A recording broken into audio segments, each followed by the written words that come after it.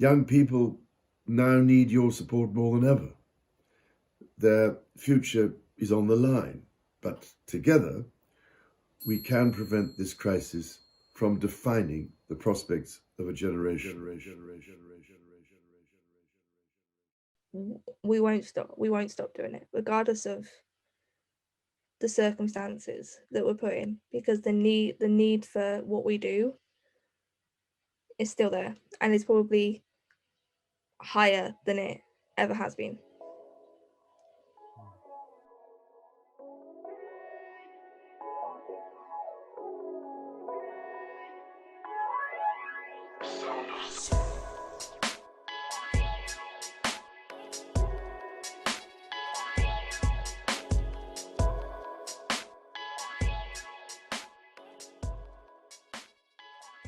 I'm assistant communications officer for G Expressions. Because of the pandemic, our organisation relied a lot on my job role.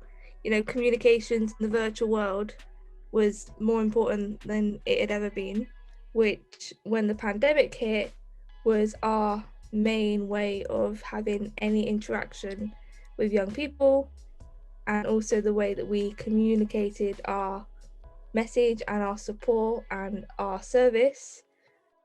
Young people today face all sorts of challenges, whether it be because of your background, because of your race, because of your gender. There's so many different characteristics that young people hold.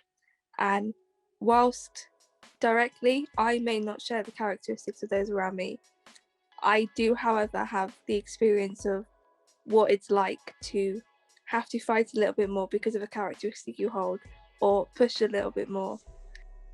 The first thing my tutor said to me is that she had never known a youth worker to also be a communications officer.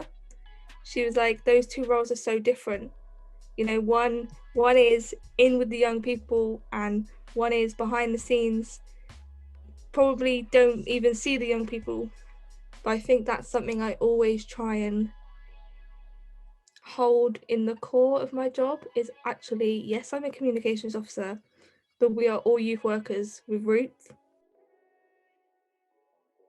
The people that they see when they log into classes or when they come onto social media, that's the one thing that hasn't changed. This pandemic has proven that actually you can have all of the big organizations, the big brands, the big this, but if your core and your people and your values aren't right, then it won't stick. Growing up with dwarfism, I had to rely on myself so much more than usual.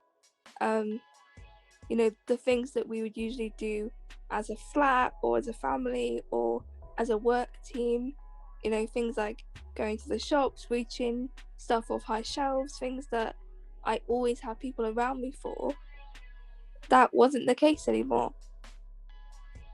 Physically, that support wasn't able to take place. There was personal challenges in the sense of understanding how much I was actually capable of.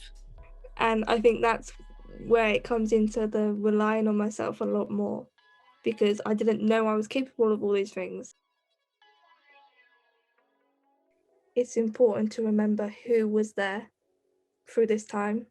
And I think young people will. Young people will remember the tutors that were there for them every weekend to give them an hour of respite away from schoolwork. Parents will remember the professionals who took their children away so they could clean the house in peace. You know, people will remember who was there for them during this time. Mm. And I think that's what people higher up and outside of this community bubble need to identify as well.